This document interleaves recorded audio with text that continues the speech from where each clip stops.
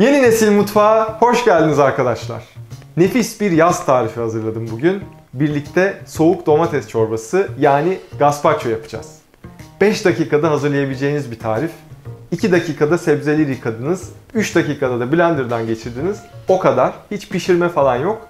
Ki zaten hani yazın o sıcak ocağın başına geçip böyle uzun uzun yemek yapmak istemiyoruz hiçbirimiz. Dolayısıyla gerçekten yaz için süper bir tarif. Bir de çok sağlıklı. Yani şu pembe domatesler, salatalıklar, köy biberleri, soğan, sarımsak. Zaten bunları nasıl bir araya getirseniz, hani salatasını bile yapsanız zaten çok güzel oluyor. Bu yemek de aynı şekilde böyle bir başlangıç olarak yazın nefis bir çorba. Şimdi tarife geçmeden önce sizden ricam, henüz abone olmadıysanız lütfen Yeni Nesil Mutfağa abone olmayı unutmayın. Her zaman olduğu gibi malzemelerin listesini de aşağıya açıklama alanına bırakacağım. Artık başlayalım. Ana malzememiz olan domatesleri hazırlayarak başlıyorum. Seçerken olgunlaşmış ve hafif yumuşak olanlardan almanızı öneririm. Ben 900 gram civarı pembe domates kullanacağım. Blender'a atmadan önce yapacağım tek işlem üstlerindeki sap kısımlarını çıkarmak olacak. İsterseniz bu şekilde üstten, isterseniz de ortadan ikiye kestikten sonra çıkarabilirsiniz. Blender'a atmadan önce mis gibi domates kokusunu içinize çekmeyi unutmayın. Daha kolay parçalanması için domatesleri büyük parçalar halinde kesiyorum ve blender'a atıyorum. Geçiyorum diğer malzemelere. Küçük orta boy 3 tane salatalığın kabuklarını soyuyorum.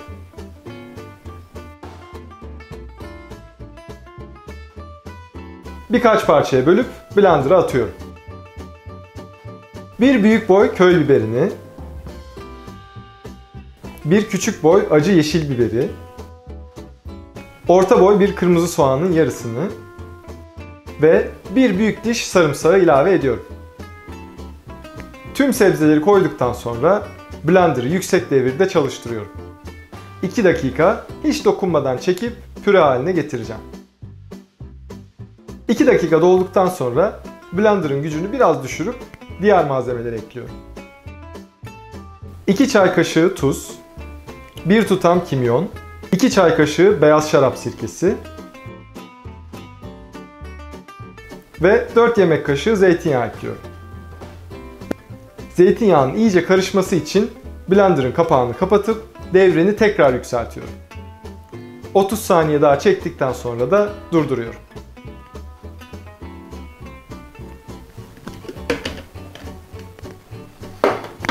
Hazırlığımız tamam arkadaşlar. Sadece bir eksik var mı diye böyle bu aşamada bir küçük tadına bakabilirsiniz.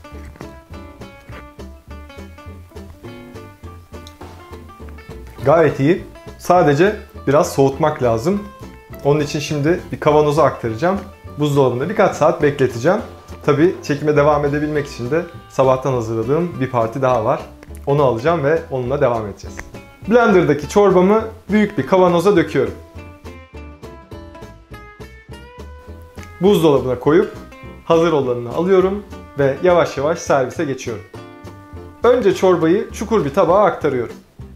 Sonra da süslemeye başlıyorum. Küçük küçük doğradığım kokteyl domatesleri ve salatalıkları ortaya bırakıyorum. Üzerine birkaç tane kabak çekirdeği içi ve taze nane yaprakları. Biraz taze karabiber ve son olarak da zeytinyağı. İşte size muhteşem bir tabak arkadaşlar. Gerçekten muhteşem bir tabak oldu arkadaşlar. Soğuttuk da güzel birkaç saat buzdolabında bekledi. Artık tadıma geçiyorum.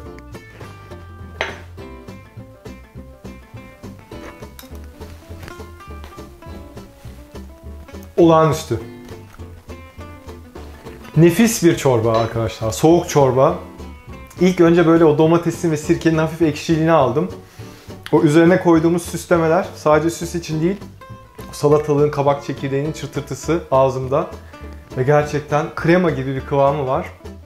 Domates muhteşem, zeytinyağı muhteşem. Zaten arkadaşlar unutmayın, Yani bu yemeğin güzelliği içine koyacağınız malzemeyle doğru orantılı. Yani domatesin güzeli olacak, zeytinyağın güzeli olacak, salatalığın tazesi olacak.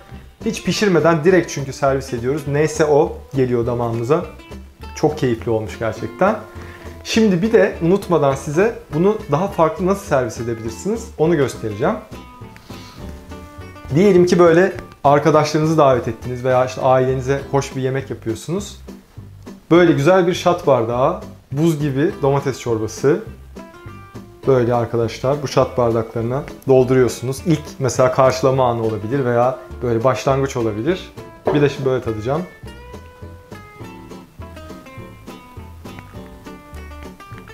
Böyle içimin temizlendiğini hissediyorum şu an, öyle diyeyim. Bence bu servisi bir düşünün arkadaşlar. Bayağı keyifli.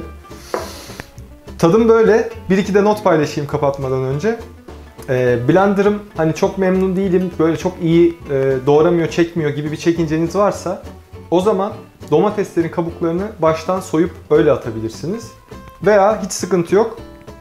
Kavanoza doldurmadan önce bir süzgeçten geçirirsiniz. O posası süzgeçte kalır, fazlası yine böyle daha pürüzsüz güzel bir çorba olarak kavanoza inmiş olur. Dediğim gibi sadece 5 dakika. O yüzden bu tarifi mutlaka deniyorsunuz arkadaşlar. Çorbanın tadı hala damağımda. Artık son sözleri söyleyip kapatacağım arkadaşlar. Umarım beğenmişsinizdir ve denersiniz tarifi. Şimdi sizden ricam, henüz abone olmadıysanız Yeni Nesil Mutfağa abone olmayı lütfen unutmayın. Her zamanki sözlerimle videoyu kapatacağım. Değişim mutfaktan başlar.